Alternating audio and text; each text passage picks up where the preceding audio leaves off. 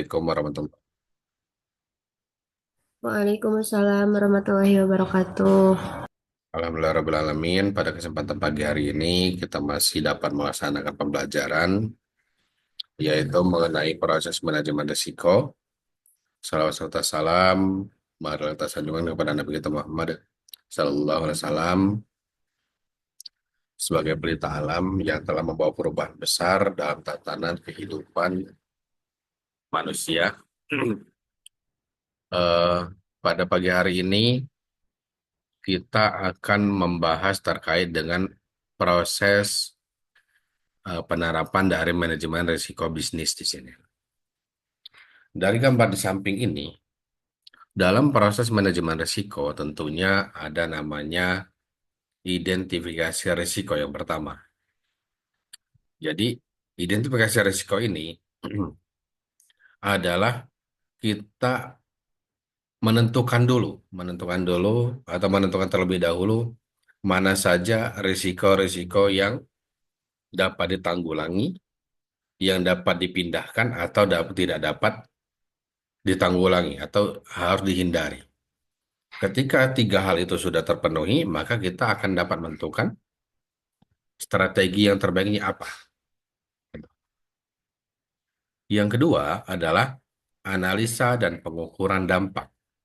Jadi tadi sudah kita tentukan tiga hal di sana. Dari risiko yang dapat ditanggulangi, risiko yang dapat dipindahkan atau ditransfer, selanjutnya ada risiko yang tidak dapat dihindari. Lalu kita ukur, kita analisa dan kita ukur bagaimana dampaknya. Apakah dampaknya besar atau dampaknya kecil. Yang ketiga, yaitu memutuskan risiko yang bisa diterima. Tadi, ada tiga hal tadi, risiko yang dapat diterima yang mana, yang perlu dihindari yang mana, dan juga yang perlu dipindahkan yang mana, atau perlu ditransfer yang mana. Yang keempatnya adalah mitigasi atau transfer risiko. Setelah kita identifikasi, tentunya kita dapat menentukan ini yang dapat dihadapi, ini yang tidak dapat dihadapi, ini yang dapat ditransfer risikonya. Contoh yang transfer risiko itu adalah kebakaran misalkan. Itu gedung-gedung yang kita miliki itu dapat kita asuransikan. Sehingga apa? Sehingga risiko yang kita ulangi itu dapat ditransfer. Itu kepada siapa? Kepada perusahaan asuransi. Yang kelima itu adalah rencanakan tindakannya. Artinya setelah kita transfer risiko, baru kita rencanakan tindakannya. Dan yang keenam adalah kita lakukan monitor dan evaluasi secara berkala atau secara terus-menerus, secara berkelanjutan.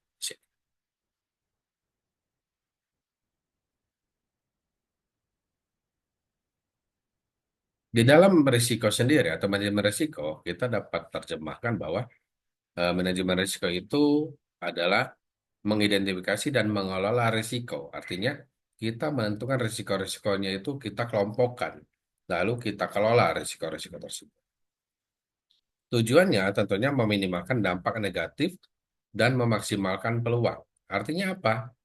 Artinya kita dengan sudah ada identifikasi risiko tadi, kita dapat meminimalkan risikonya, sehingga dampak negatifnya akan minimal juga.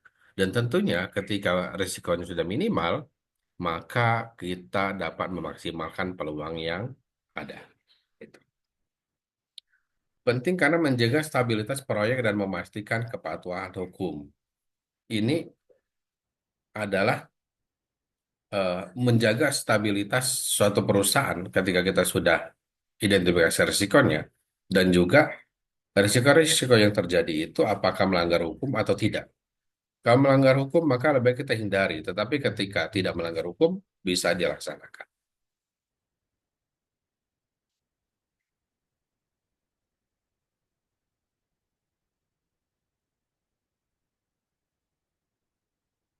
Ini yang berkaitan dengan identifikasi risiko. Di dalam identifikasi risiko, tentunya kita ada namanya teknik identifikasi. Yang pertama adalah brainstorming. Brainstorming itu adalah menanamkan dulu atau mengkategorikan dulu mana-mana saja yang harus risiko-risiko itu mana-mana saja yang masuknya. Misalkan risiko besar itu dikelompokkan ke dalam risiko yang besar. Risiko yang bisa dihadapi masuk ke dalam risiko yang bisa dihadapi.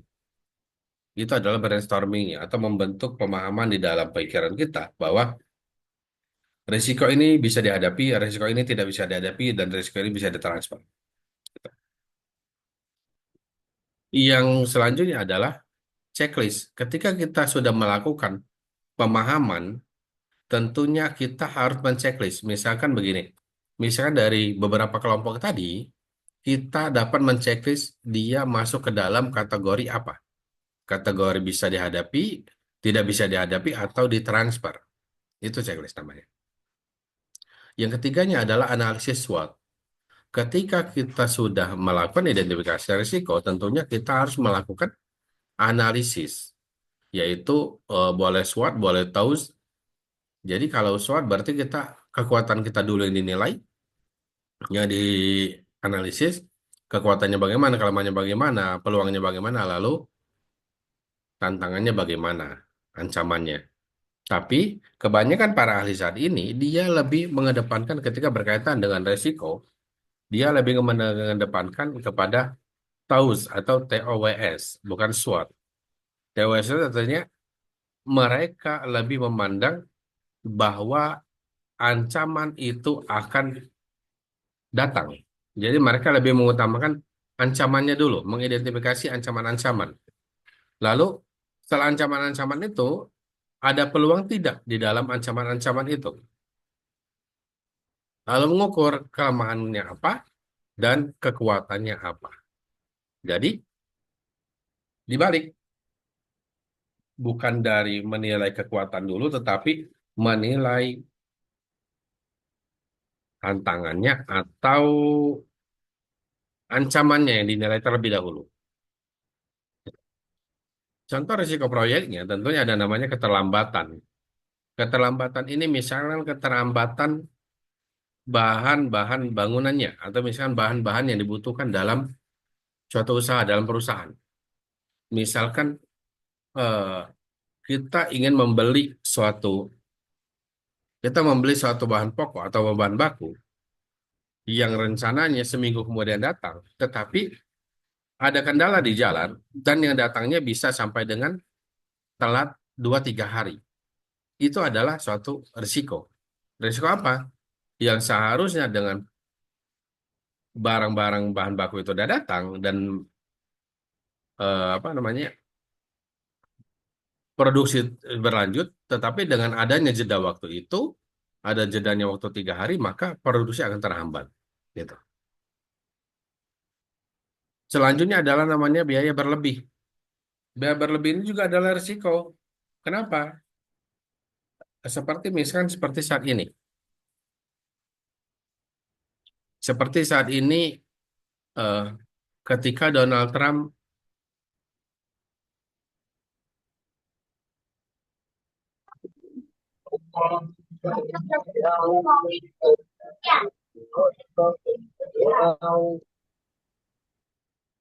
Oke. Risiko biaya berlebih. Ketika Donald Trump menetapkan 32% impor, pajak impor artinya barang-barang yang masuk ke negara mereka dengan pajak 32%, salah satu dampak yang terkena adalah kepada kita, kepada pengusaha-pengusaha kita dan juga kepada UMKM-UMKM yang sudah bermain dalam ekspor impor. Bagaimana? Ketentunya ketika adanya pajak lebih atau pajaknya dinaikkan, maka akan ada biaya yang ditambahkan atau biayanya akan bertambah. Salah satunya yaitu biaya pajaknya. Biaya pajaknya sudah 32%. Misalkan dari yang pertama adalah 20%, tetapi ketika ditambah 12% itu akan meningkat biayanya. Ini disebut dengan biaya berlebih. Selanjutnya adalah perubahan lingkup. Ini yang jadi eh, permasalahan utama ketika kita tidak menyesuaikan di awal, maka tentu akan mendatangkan kerugian yang besar. Kenapa?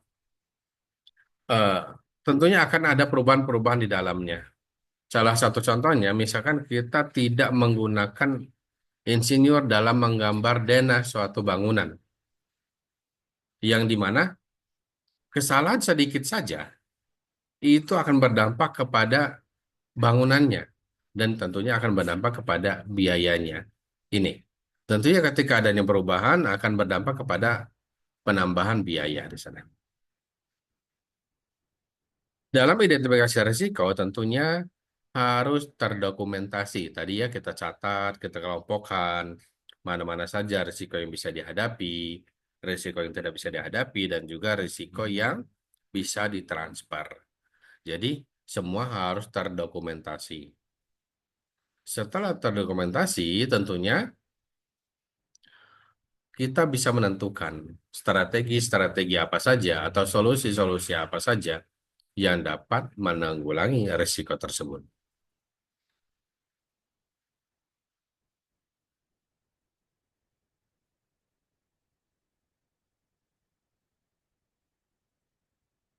Dalam analisis risiko, tentunya ada dua hal alat untuk pengukurannya, yaitu risiko kualitatif dan juga risiko kuantitatif di situ.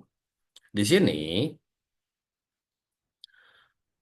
ada namanya dalam menilai risiko, tentunya ada inputnya bagaimana, teknik yang digunakan bagaimana, dan juga outputnya bagaimana.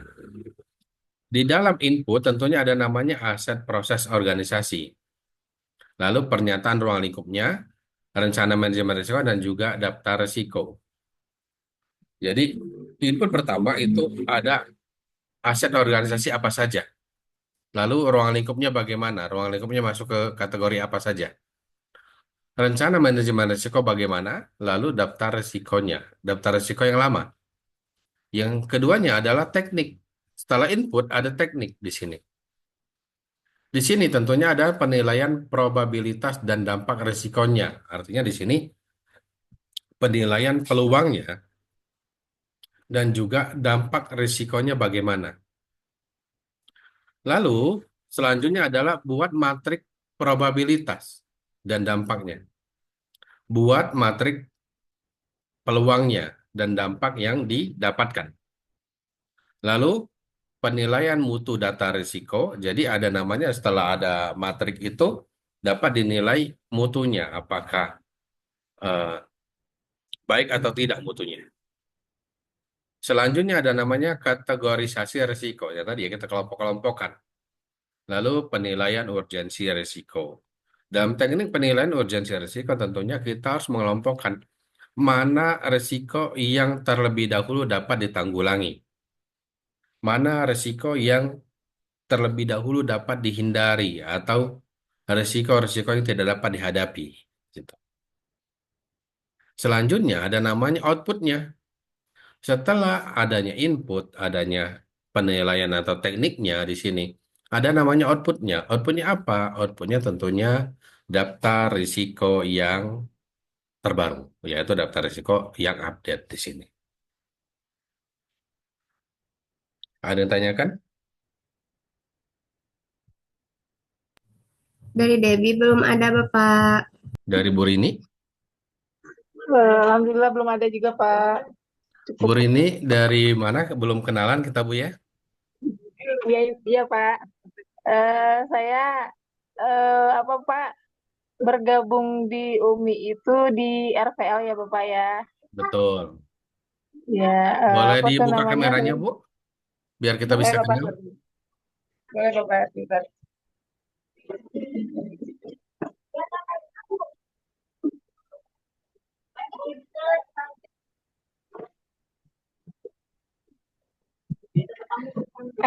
Assalamualaikum Pak. Waalaikumsalam warahmatullahi wabarakatuh, Bu Rini. Ya mohon maaf saya baru bergabung Pak. Nggak apa-apa, Bu. Ya, kemarin dapat informasi dari Ketua Prodi, Bu Rini katanya akan bergabung. Oke, kalau begitu, berarti Ya Bu. yang kelas yang dengan Debbie bertambah, Debbie ya. Kalau Kang Yadi itu masuk ke kita nggak, Dep? Iya, Bapak. Enggak, Bapak. Kemarin salah masuk. Oh, salah ruangan ya. Iya. Oke, kalau gitu ya. Oke, baik. Kita lanjutkan saja Burini ya sama Debbie ya.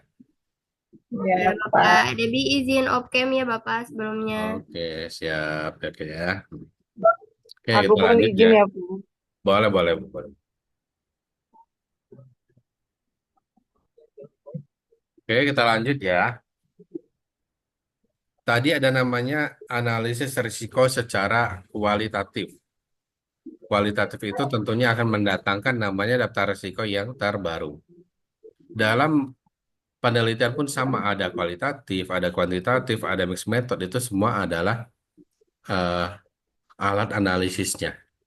Jadi dalam risiko pun sama, akan ada namanya analisis yang dilakukan baik secara kualitatif maupun secara kuantitatif. Sama, penilaiannya yaitu analisis risiko kuantitatif. Yang pertama ada dari input, teknik, dan juga outputnya. Jadi sama kalau untuk inputnya yang dari aset proses organisasi, pernyataan ruang lingkup, perencanaan manajemen risiko, eh, risiko yang sudah terregister, terus rencana manajemen proyeknya bagaimana. Sedangkan di dalam tekniknya ini berbeda dengan kualitatif tadi. Mereka sudah menilai probabilitas atau peluang dan dampak risikonya. Tetapi kalau dalam kuantitatif itu ada namanya dapat dilakukan dulu interview, lalu distribusi peluang dan juga keputusan terbaik, pengambilan keputusan terbaik, expert judgment ini. Dari data-data ini, dari interview, terus distribusi probabilitas, distribusi peluang, dan juga adanya expert judgment, tentunya ada namanya kuantitatif di sini kita harus melakukan penilaian atau analisis. Dalam kuantitatif tentunya ada namanya teknik analisis sensitivitas. Sensitivitas itu ketika berubah sedikit, ketika naik sedikit saja, misalkan dalam suatu grafik. Ketika grafik itu bergeser sedikit ke arah atas, maka akan berubah hasilnya. Artinya apa? Ini menggunakan analisis sensitivitas. Pak Ade. Selanjutnya adalah analisis expect monetary value. Artinya di sini nilai analisis ekspektasi dari mata uang, nilai mata uang. Bagaimana mata uangnya, ekspektasi dari nilai mata uangnya.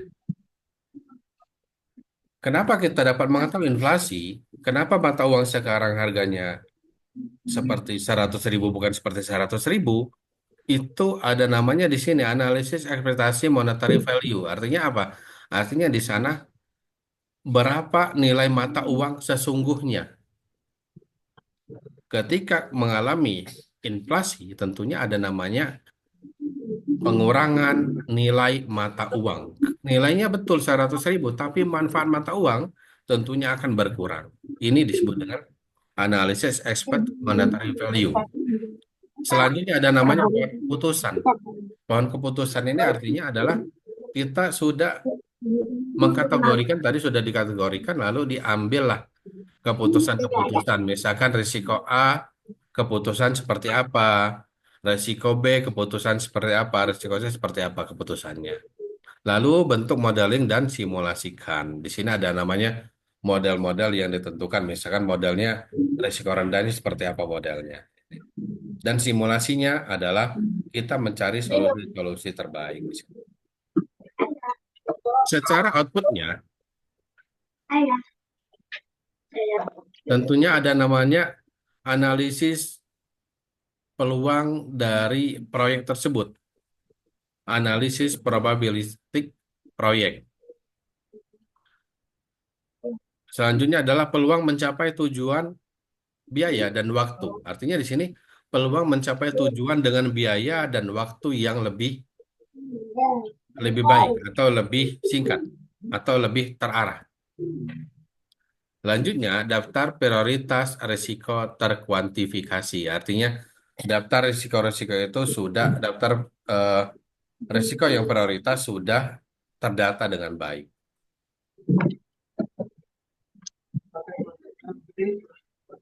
Ada yang tanyakan kira-kira Bu Rini, Bu Debbie? Ada Bapak. Lanjut ya. Setelah tadi kita lakukan analisis, tentunya ada namanya evaluasi risiko. Evaluasi ini tentunya kita dapat membandingkan dengan kriterianya. Di sini evaluasi hasil analisis terhadap standar risiko perusahaan. Kalau di dalam perusahaan itu, kalau di dalam manajemen keuangan, ada namanya akan berkaitan dengan namanya likuiditas. Ketika perusahaan itu tidak mampu membayar hutang, maka akan dikenakan dengan likuidasi atau dilikuidasi. Ketika dilikuidasi, berarti perusahaan itu sudah dinyatakan bangkrut. Gitu. Jadi dalam risiko sama, itu ada namanya standarnya, standar risiko perusahaan. Kalau dalam risiko likuiditas itu ada namanya standarnya 1:1,1 minimal. Yang terbaiknya adalah 1:3, artinya Rp1 hutang ditanggung dengan Rp3 hutang. Di sini tentunya ada nama standar risiko perusahaannya ada, sudah ditentukan oleh perusahaan. Ya tadi misalkan ada standar risiko 3x3, standar risiko 5x5. Artinya apa? 3x3 itu adalah risiko yang dapat dihadapi. Sedangkan 5x5 adalah risiko yang bisa ditransfer atau yang tidak bisa dihadapi. Gitu. Selanjutnya adalah namanya tentukan tindakan. Tentukan tindakan ini tentunya prioritaskan risiko yang perlu respon, yang perlu respons cepat. Ini. Mana risiko-risiko yang harus segera ditanggulangi. Artinya di sini kita dapat menentukan tindakannya.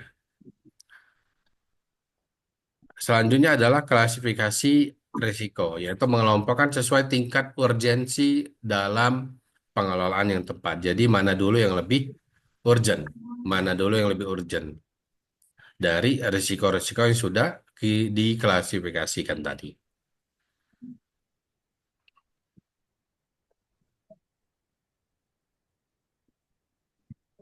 Ini dalam pengelolaan risiko tentunya ada namanya risiko negatif. Risiko itu tentunya di awalnya sebelum ditanggulangi itu akan disebut dengan negatif.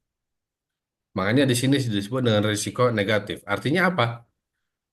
Risiko negatif ini dapat dihindari, dapat dialihkan, dapat dikurangi atau dapat diterima atau Saya tidak dapat ngomongin diterima. kantor. Ini. Artinya apa? Resiko-resiko itu pada awalnya adalah negatif. Artinya negatif bisa dihindari, negatif bisa dialihkan atau dikurangi dan juga dapat diterima. Gitu. Yang resiko positifnya, contoh dari resiko positifnya ini seperti tadi dialihkan. Kalau dialihkan itu artinya apa? Dialihkan kepada asuransi. Makanya kenapa toko-toko Cina itu lebih senang mereka mengasuransikan, mengasuransikan aset-aset mereka. Artinya apa?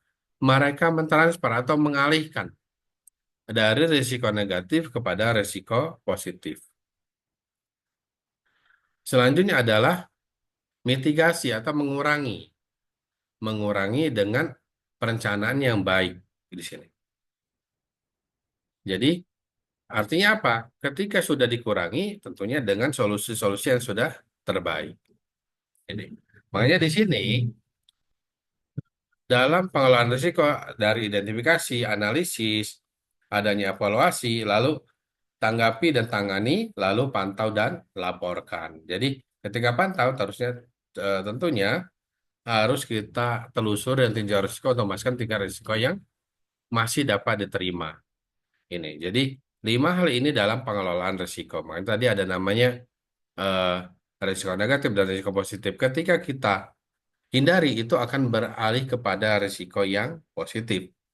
Misalkan avoid, misalkan risiko itu dapat kita hindari.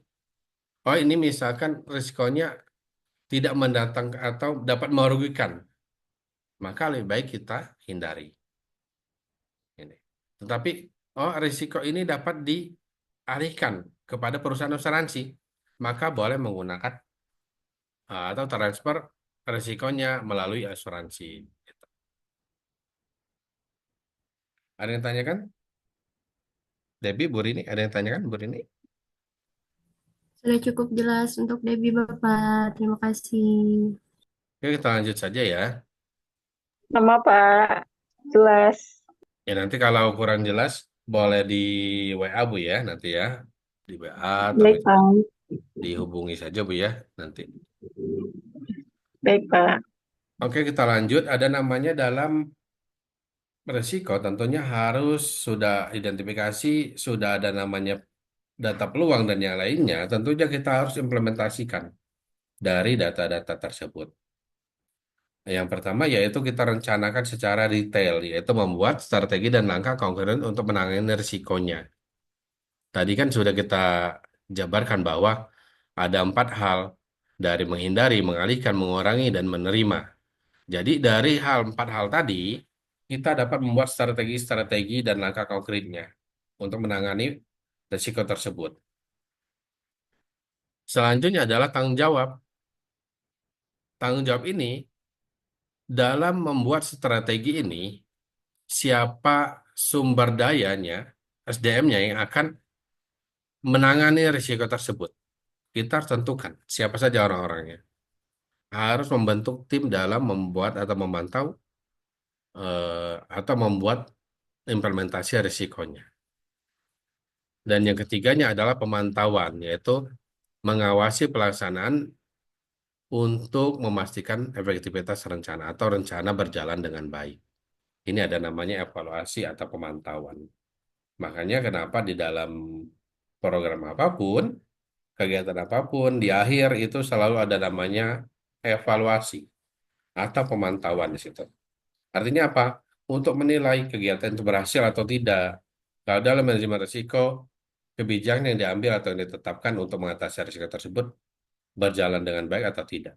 Gitu. Ketika tidak berjalan dengan baik, maka harus mencari solusi-solusi lainnya. Tetapi ketika sudah berjalan dengan baik, maka dapat dipertahankan solusi tersebut.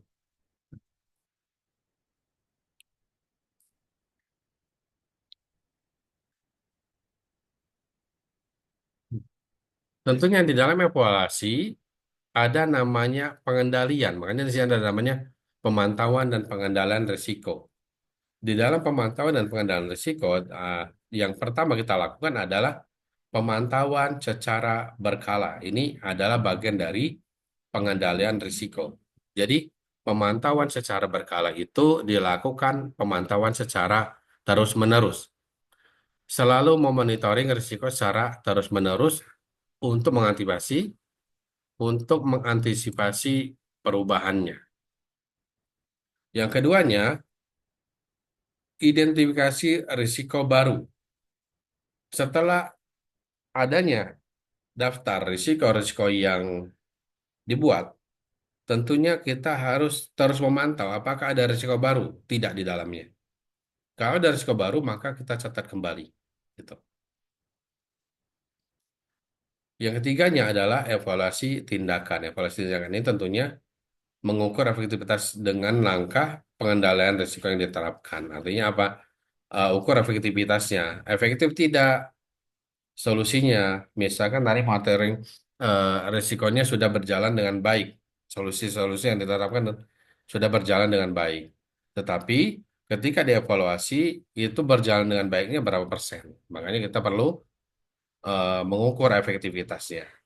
Lalu langkah apa saja untuk mengendalikan risiko yang sudah ditetapkan.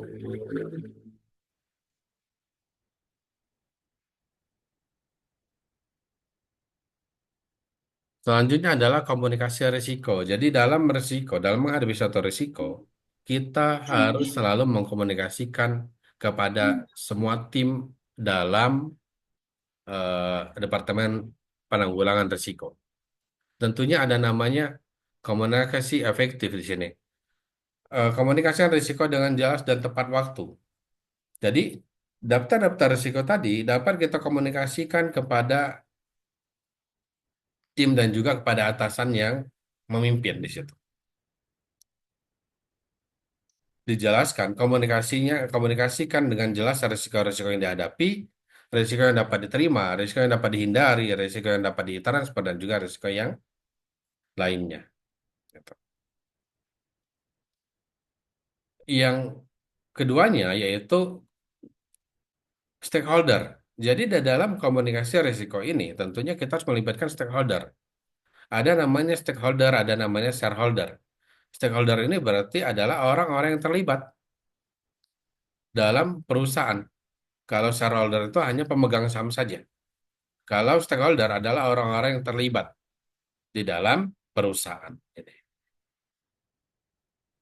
Jadi di dalam menanggulangi risiko, tentunya harus melibatkan pihak-pihak terkait yang dapat mendukung dan memiliki pemahaman yang lebih dalam memahami risiko tersebut. Selanjutnya adalah membuat laporan secara berkala di sini. Komunikasikan komunikasi risiko ini tentunya kita harus melaporkan secara terus-menerus. Laporan reguler membantu pengambilan keputusan di semua level. Artinya apa? Dengan adanya laporan secara berkala atau terus-menerus, maka ketika ada risiko baru akan dapat ditanggulangi dengan segera, akan dapat dicarikan solusinya dengan segera. Jadi laporkan secara berkala. Materinya sudah habis. Ada yang ditanyakan? Kalau Bu Rini sudah terbiasa membaca jurnal belum, Bu?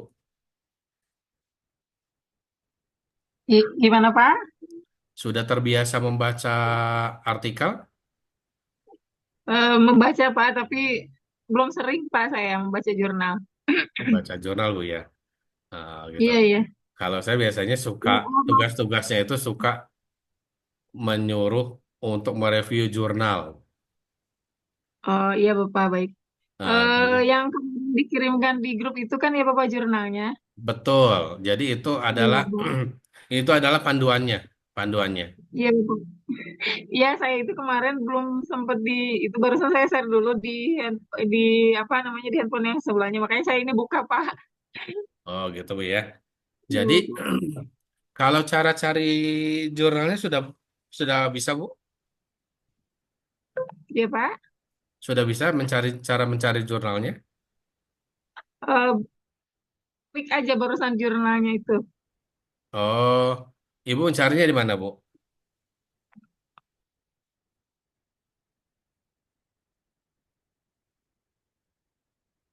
Oke, saya tunjukkan dulu punya ini ya, cara kita supaya ini ya, Boleh, Pak. supaya lebih paham lagi, Bu ya. Dan nanti Baik, Pak.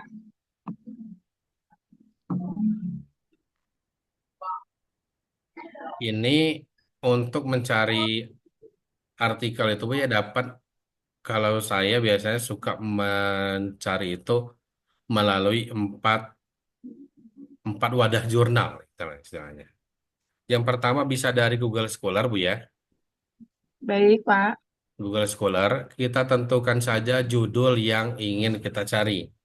Misalkan di sini ada namanya digital atau misalkan eh, manajemen risk. Nih, manajemen risk misalkan. Kalau ingin bahasa Indonesia, kita gunakan bahasa Indonesia. Tapi kalau misalkan kita ingin mencari jurnal-jurnal yang berbahasa Inggris, kita menggunakan bahasa Inggris. Ini Baik, Pak. misalkan manajemen risk analisis. Ini akan muncul. Untuk mencarinya adalah kita dapat kalau sudah namanya international journal itu sudah jurnal. Bedakan kalau misalkan di sini ada namanya book. Ini kan ini buku ya, ini buku namanya ini. Risk Analysis and Management ini adalah buku. Nah, di sini ada namanya kalau sudah jurnal itu adalah jurnal. Ini berarti dari jurnal. Kita dapat langsung download dari sini. Kalau tidak bisa itu untuk sementara kita lewatkan kalau tidak bisa dibuka misalkan. Lalu misalkan ada buku di sini. Ini bedanya antara jurnal dengan buku. Ini. Ini yang pertama. Intinya yang penting ada nama jurnal itu sudah jurnal. Itu dari Iya, jurnal. Pak. Baik. Oke. Yang kedua ada namanya Science Direct di sini, Pak. Ini Science Direct. Maka kita ingin tahu itu cukup misalkan tadi manajemen risk analysis misalkan ya kita cari juga di sini sama manajemen risk analysis di sini.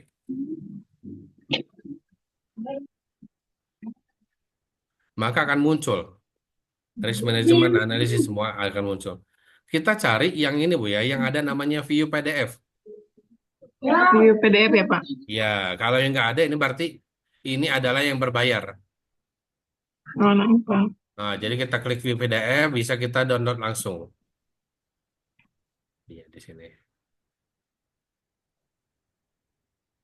Ini ada bisa download, jadi kita bisa download langsung di sini. Yang kedua, dan yang ketiga itu namanya Emerald, emerald.com. Sama, kita cari yang seperti tadi, Management Risk Analysis. Sama kalau di sini kita cari yang open access, Bu ya. Kan ini adanya view access option, berarti ini harus berbayar. Kita cari saja yang open access untuk ininya. Misalkan ini belum ada, kita cari sampai ada yang ini. Misalkan ada atau tidak yang open access. Belum.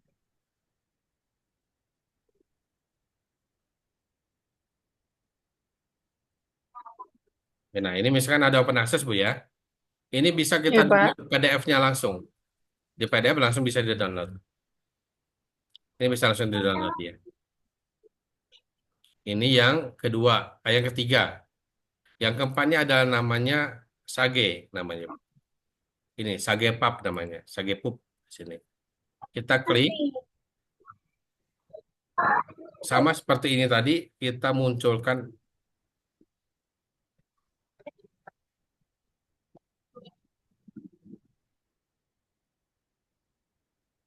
sama ini juga sama Bu ya, cari open access. Open access dia dapat di download di sini. Iya Pak. Oke, itu. Ini Bu ya.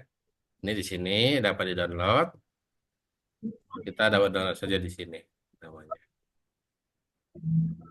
Tuh, ini jadi bisa di download langsung dia. Oke, ada yang tanyakan lagi?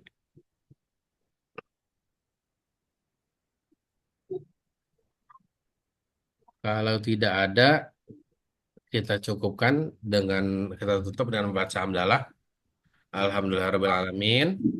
Amin. Bila taqwa. Assalamualaikum warahmatullahi wabarakatuh.